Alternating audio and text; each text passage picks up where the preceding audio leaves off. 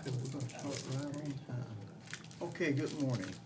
This time we'd like to call the Board of Zoning Appeals meeting to order. The first item of business will be the minutes from the May the 6th meeting. Are there any additions or corrections to these minutes? I'll make a motion to approve the minutes.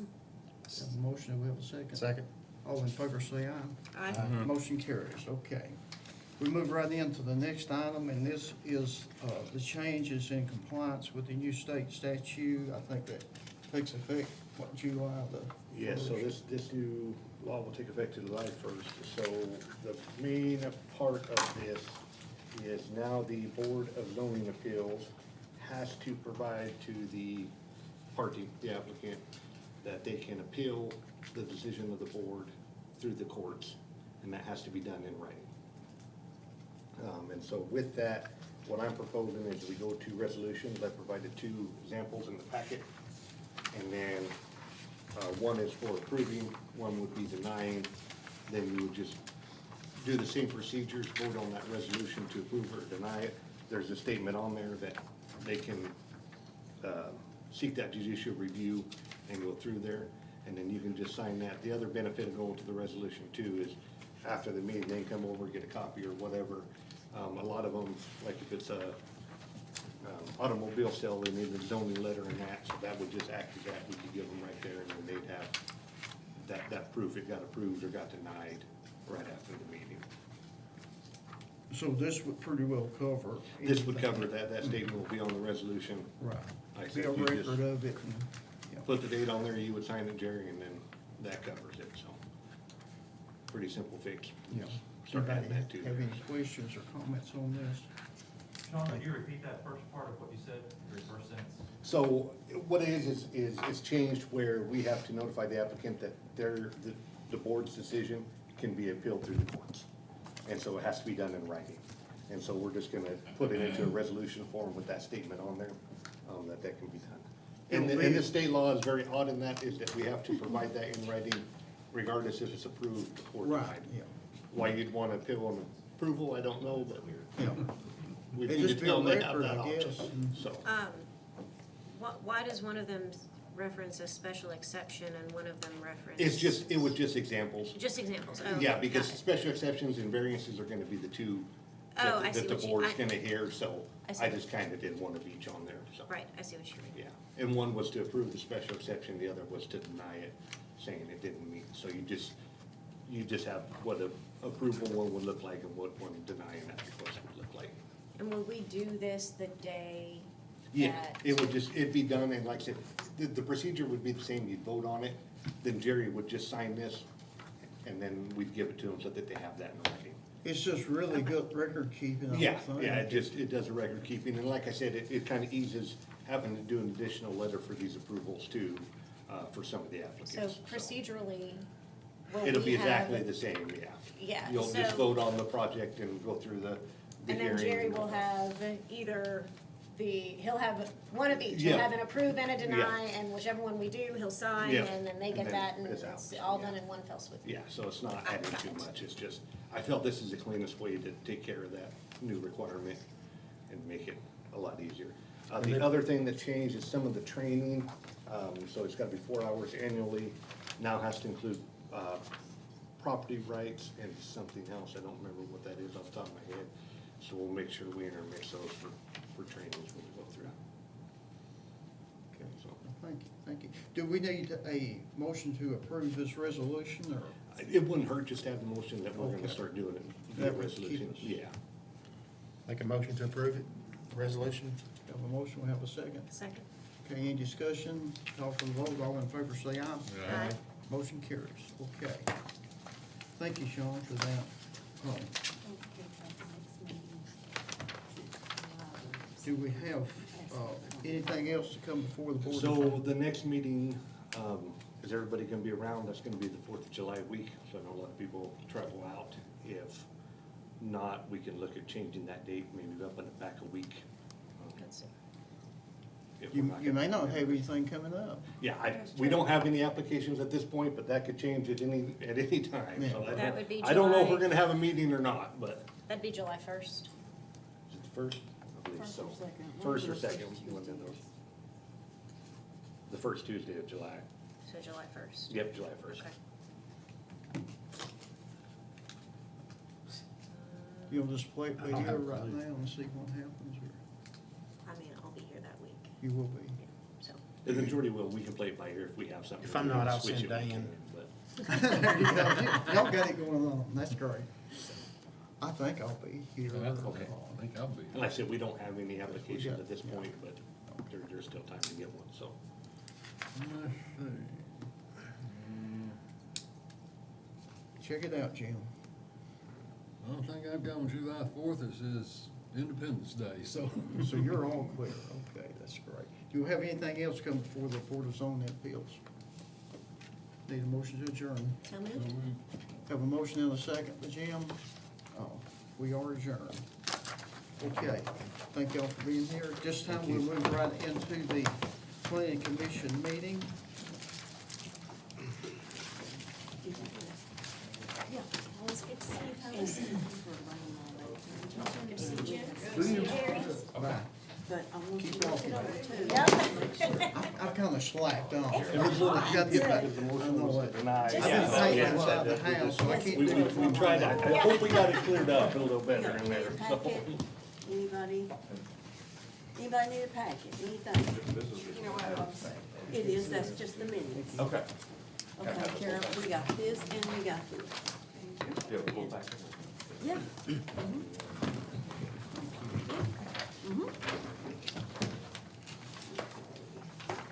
Oh, okay. Yeah.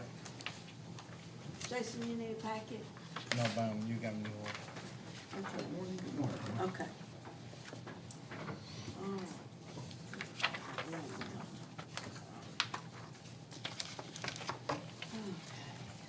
Okay, good morning, everyone. We'd like to call the planning commission meeting to order. The first item will be the minutes of the May 6th. Do we have a correction on something on So that? we did give some revised, Ben did reach out, there was a little bit of confusion, with the, one rezoning going from the I-3 or I-1 to the R3. And so we did correct that. So I would go off of those minutes, look those over, make sure they're good on there, rather than the minutes that originally got sent out, because that did get revised. That would be number 4, right? Yes. Yeah, because Carrie's motion was to recommend denial. It just got a little confusion on that, so.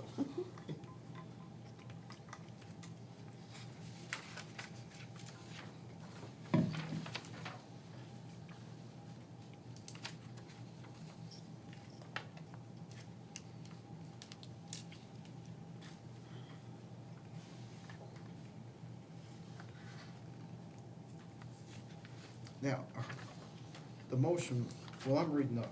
I guess I'm gonna still have the Make sure you old have the revised, the ones that one. you Okay, revised, okay.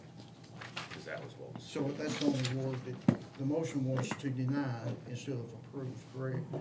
Yeah, Mine was to deny. Right. Yes. which was seconded by Jim, went through the vote. They voted yes. Ben and Michael voted Yeah. nay. And I You broke the voted yes. tie with Carrie and voted. voting with the motion to deny. Correct. Yeah. Yep. So that balance. So if we got that in the minutes now. Yeah, it's in the revised, like I said. We got it straightened out. so. That clears it up for me. Okay. Any more, discussion, on the minutes? If not, we need a motion to approve. So moved. Have a motion, do we have a second? Second. Okay, all in favor, say aye. Motion carries.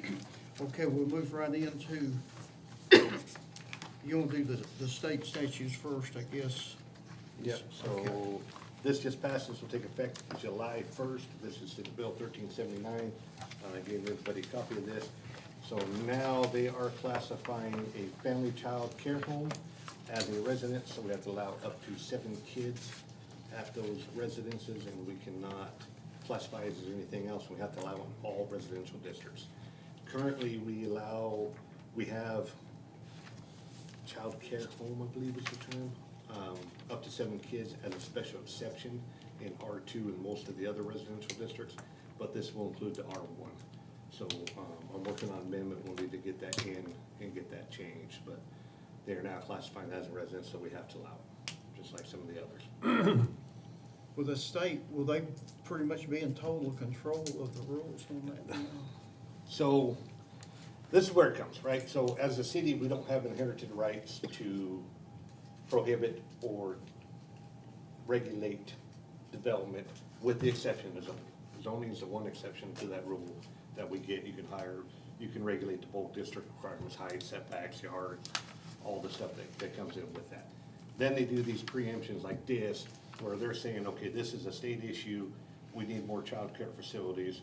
Zoning's kind of getting in the way, so we're gonna make this new rule that now all the cities have to allow this in their zoning in these zone districts.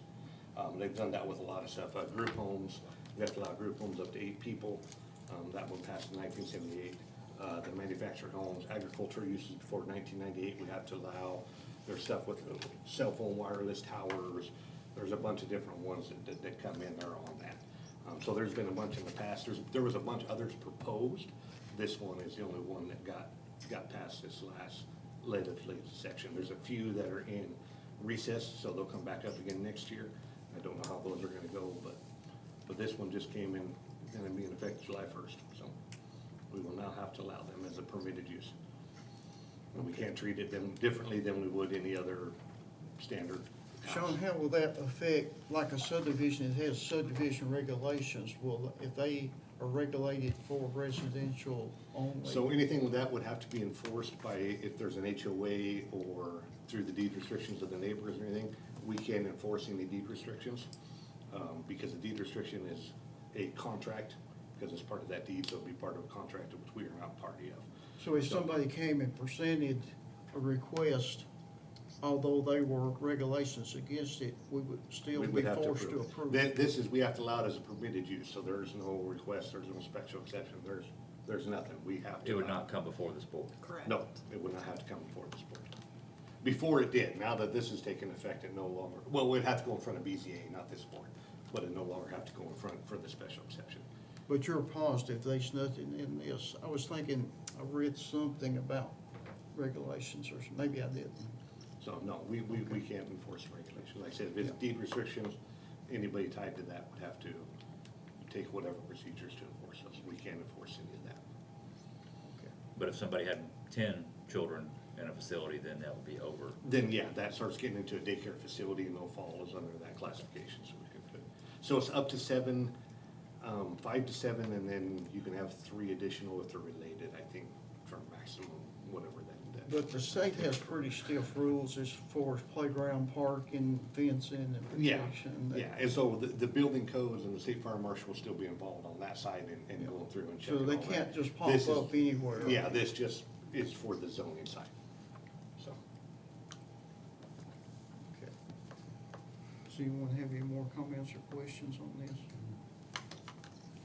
Looks like we don't have any choice anyway. No, there's not, so I just want to make you aware of it and let you know that you're having to change a few things in the code, so I can go through that process, yeah.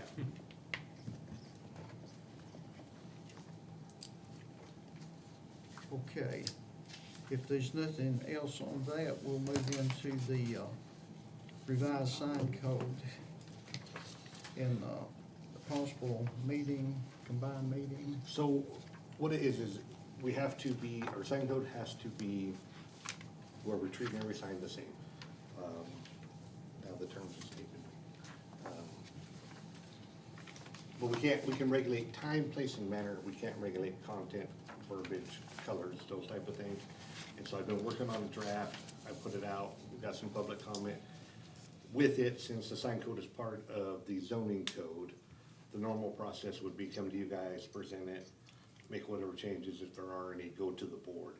This one's, I think, gonna have some more stuff to it, and so I would like to see if you guys would be open, and then I'll reach out to the board to see if they, to do just a work session to go through it, discuss ideas, that type of stuff, where we don't have any hangups. I present to you guys are good with it, and then we get to the board and there's a bunch of questions, or we got a bunch of changes, that type of stuff. Just kinda get us all on the same page from the start, so as it progresses, it can go a little smoother. I suggest keeping it as strict as I could, because the sign painter are not gonna like it, and they're gonna try to abuse it and change it. And so if we can start out. Yeah. So we got some changes, one of them is like electronic signs, the rotation of colors, getting a little more, and a few different things on there, different zone districts, a few things, so, them are gonna be part of some of the proposed changes. But like I said, if this board's open to it, I just think that might be an easier route to do that workshop and hash it out before we get too far into it. There's a new bill that's been passed, or? This is all based off of federal court cases Okay, that, that's why, that a bunch of cities have gotten in a bunch of trouble, so. okay, So essentially, like if you had a realtor sign in the yard, you can't call that a realtor sign. It can be a yard sign. But then you can't treat that realtor sign differently than you would if they put on that their kid plays football and they got their little sign there. So you can't distinguish between the two. This one can be 60 days, this one can be 30 days. Yeah. It's gotta be even across the board. Is basically the way the courts roll. Otherwise, you're regulating the content and you're violating free That's probably speech. fair. So, Okay, do we have any more comments?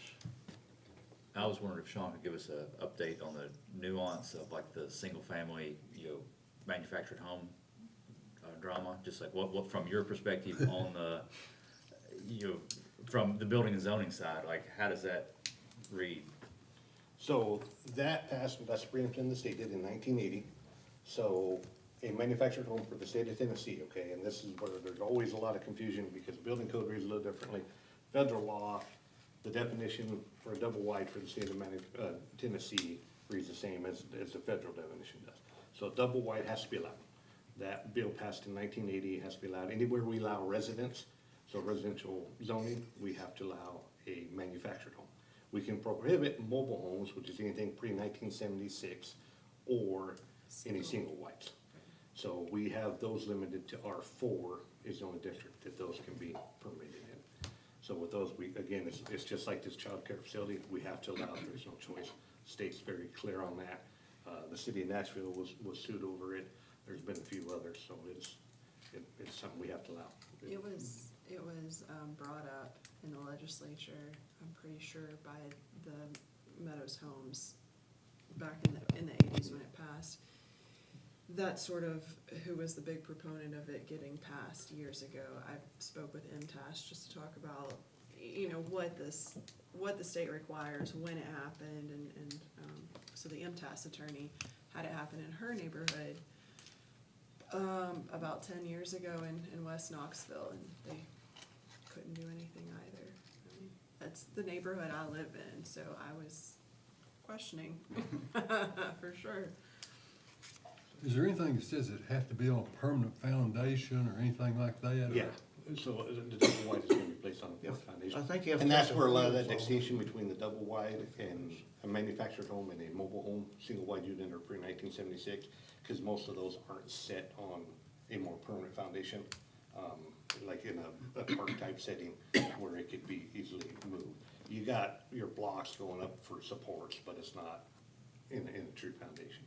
And so there's a part 2 on that manufactured home where you can theoretically regulate aesthetics. And basically what it says is it has to look like any other house would look. Well, any house in that it's very tricky and to try to start navigating that. And most of them have pitched roofs now, and so they're very much more similar to a site-built home or a modular home would be than they were way back when, so. Thank you. I said that's one that took effect in 1980, the group homes took effect in 1978. Chattanooga got themselves in a big mess with group homes. They permitted one, then they went back and retracted it, and then that one, the Department of Justice got onto them and said, hey, we're gonna allow you to fix this. Chattanooga decided they would double down, and then so did the feds, so they paid hefty fines, and if you go to their zoning code, they have to have a bunch of statements now that they have to put on all their stuff, that basically we screwed up and. Then again, Sean, in that area has a homeowner association that are restrictions. I know the restrictions on subdivisions we do, we'd always put, no manufactured homes. Right. But we still could not, that No, would, city the cannot court do it. would have to. Yep. Is that something that can be enforced even in court? I would think. It depends. It just makes it, there's a word for it. It's not marketable, but technically you can still sell it. So it could be classified as not unmarketable based off of the violation of the HOA, but it doesn't mean it can't actually be sold or done, so, yeah. So there's not much of a way to protect, No, and that's the whole thing, like, after I asked Sean about it in January, could we have put out a public statement? Yeah, I considered discussing it with Nolan and Sean, but I was like, I don't wanna bring more attention to it. But, that's out the window now, so. Okay, do we have any more discussion on this? And again, I'll ask this board, the week of July, the meeting is scheduled for July 1st. I don't know if anybody's gonna be out. Well, I know even back when Jim was here, there was discussion then, and I know some struggles with, what we used to call trailer house. Right, yeah. Yeah, and, it's always been a little Well, problem.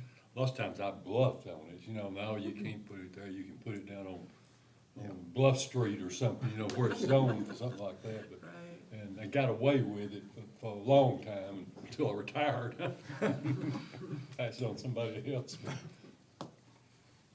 Don't confess to too much now. Well, I think for 20 years I did that. There's a statute of limitations on that. I think 20's good, yeah. Okay, Sean, do you have anything I else don't for have us? anything else outside of that. Okay, appreciate everyone being here, and hope you have a good rest of the day. We need a motion to adjourn. So move. Have a motion, Second. have a second. All in favor, say aye. Motion carried. We are adjourned. Are we,